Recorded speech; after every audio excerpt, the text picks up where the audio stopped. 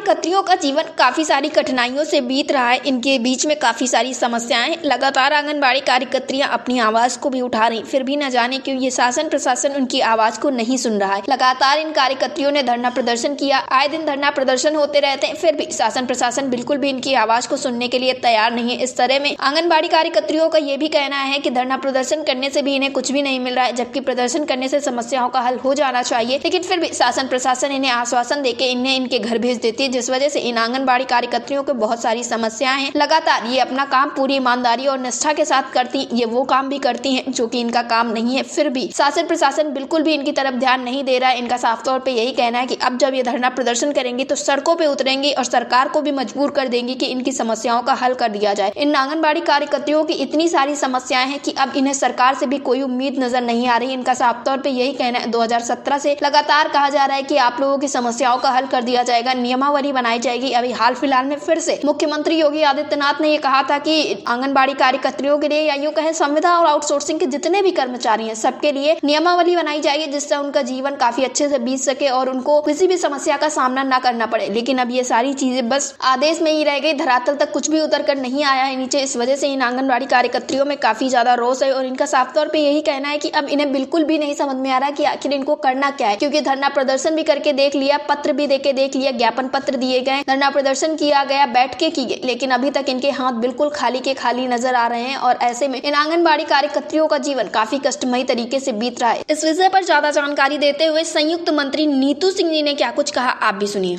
नीतू जी, आपका हमारे चैनल अटल टीवी पे बहुत बहुत स्वागत है। जी मैम, धन्यवाद मैम। नीतू जी, जैसा देखने को मिल रहा है इतना संघर्ष करने के बाद भी इतनी बार आंगनबाड़ी कार्यकर्तियों ने शासन प्रशासन को जताने का प्रयास किया कि उनकी कितनी बड़ी समस्या है, लेकिन फिर भी जो शासन प्रशासन है बिल्कुल भी ध्यान नहीं दे रहा आंगनबाड़ी कार्यकर्तियों की समस्याओं की तरफ। और ऐसे में अब कहा जा रहा है कि एक संयुक्त तरीके से धरना प्रदर्शन किया जाए, तब शायद समस्याओं का हल कर दिया जाए। तो इस पर आपका क्या कुछ कहना है, आपकी क्या राय है?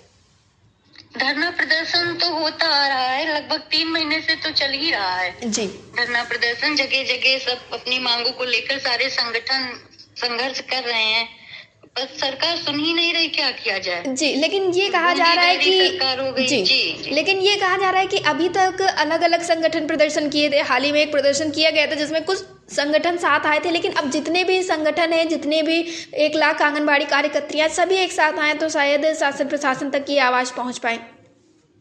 कुछ नहीं होगा, सरकार ही ऐसी है, शासन प्रशासन तक कुछ पहुंच नहीं पा रहा है। जी। वहाँ पे जाके बंद कर देते हैं भाई। यहाँ पे इको गार्डन में धरना हो रहा है जी, कोई मीडिया पहुंच पा रही है, न कोई कुछ पहुंच पा रहा है। बस ये है हमारे जो छोटे छोटे न्यूज चैनल वाले हैं, यही बस मीडिया तक पहुंचा, मतलब समाज में पहुंचा रहे हैं, बाकी तो कहीं पहुंच ही नहीं पा रहा कुछ।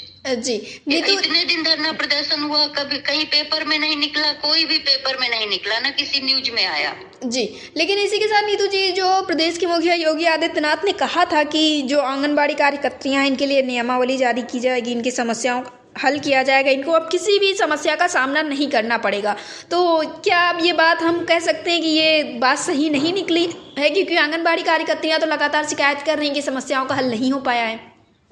अरे 2017 से ही कहा जा रहा था कि भाई नियमावली बनाई गई थी कि अगर हमारी सरकार आएगी तो हम 10,000 मानदेय करेंगे। उस नियमावली को लेके 2016-17 में भी जब इनकी सरकार आई, नहीं मांगे मानी गई तो प्रदर्शन हुआ। देखिए कितना जेल भेजा गया और यहाँ रोड जाम कराई गई, फिर भी कुछ नहीं हुआ, सबको जेल भेजा गया, कुछ हो नहीं पाया। अब इधर तब से चल रहा भाई, 5 साल हो गए, 5 क्या 7 साल 8 साल हो गए इनकी सरकार का, लेकिन कोई फायदा नहीं हुआ हम लोगों का। आंगनबाड़ी का तो और शोषण ही बढ़ गया। जी, तो आगे के लिए आपने क्या कुछ सोच के रखा है नीतू जी? आगे के लिए देखिए रणनीति बनाई जाएगी, जैसा कुछ होगा धरना प्रदर्शन के लिए यही होगा कि एकजुट होकर सब विरोध करें जी, सारे संगठन एक साथ आए, सड़कों पे भी उतरे। ये नहीं इको गार्डन में जाके बैठने से कुछ नहीं होगा। जी, नीतू जी, अटल टीवी से जुड़ने के लिए बहुत बहुत धन्यवाद।